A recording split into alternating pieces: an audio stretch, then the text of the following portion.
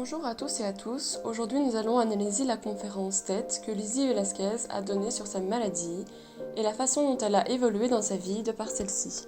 Lizzie Velasquez est une américaine souffrant du syndrome d'apparence progéroïde et marfanoïde lipodystrophie l'empêchant d'accumuler des graisses. Cette différence a suscité diverses moqueries et cyberharcèlements tout le long de sa vie. Elle a donc subi des discriminations subtiles et flagrantes. La première sorte désignant un traitement inéquitable et malfaisant envers l'individu, moins évident et souvent non intentionnel, contrairement à la seconde qui est ouvertement discriminatoire et consciente. Ce type de comportement peut susciter une mauvaise perception de soi, mais selon la théorie, cela est à relativiser puisque dans les cultures dites individualistes, américaines par exemple, le concept d'estime de soi reste stable au fil du temps. Globalement, les réactions de Lizzie sont assez proches de celles des autres personnes discriminées, c'est-à-dire les problèmes d'estime de soi et de confiance en soi, les risques suicidaires, le désengagement et également la compensation comportementale, l'humour dans le cas de Lizzie. Face à ce type de comportement, il est possible de réagir de plusieurs manières différentes afin d'éviter un maximum les conséquences négatives.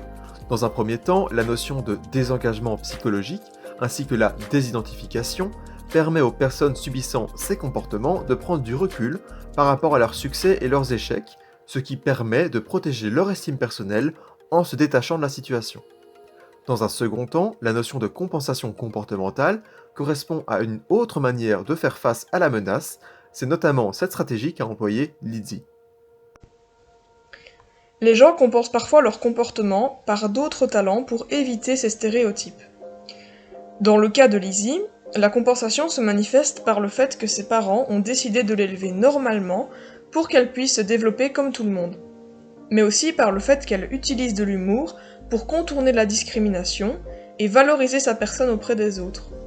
De ce fait, les gens ne s'arrêtent pas seulement à son apparence et ils remarquent ainsi qu'elle est remplie de qualités.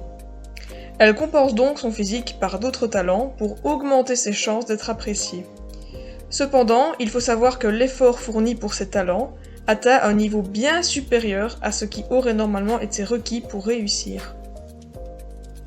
Une bonne manière d'illustrer cette stratégie de compensation est sa conférence motivationnelle sur TED qui, sous ton de l'humour et du positivisme, a pour but d'expliquer son parcours de vie et d'aider les personnes qui subissent cela également. Mais en se présentant comme un message d'espoir et en disant « Il y a moyen de s'en sortir en travaillant et en se battant un peu, vous ne pouvez compter que sur vous-même », Lizzie prend un risque en s'inscrivant dans la tendance méritocratique. Il y a donc une pression supplémentaire pour les autres personnes victimes de discrimination qui penseront que s'ils n'arrivent pas à s'en sortir, c'est de leur faute.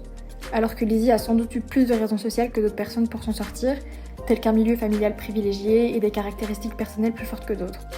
Il y a ici un lien avec le racisme symbolique moderne qui déploie le même type de message, c'est-à-dire que les personnes sont responsables de ce qui leur arrive.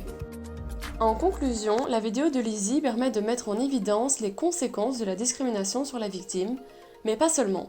Elle met en lumière les stratégies qui permettent de s'en sortir malgré tout, en affirmant qu'on n'est pas contraint d'adhérer à l'image que l'on nous impose, sans omettre l'importance de prendre ce message avec des pincettes.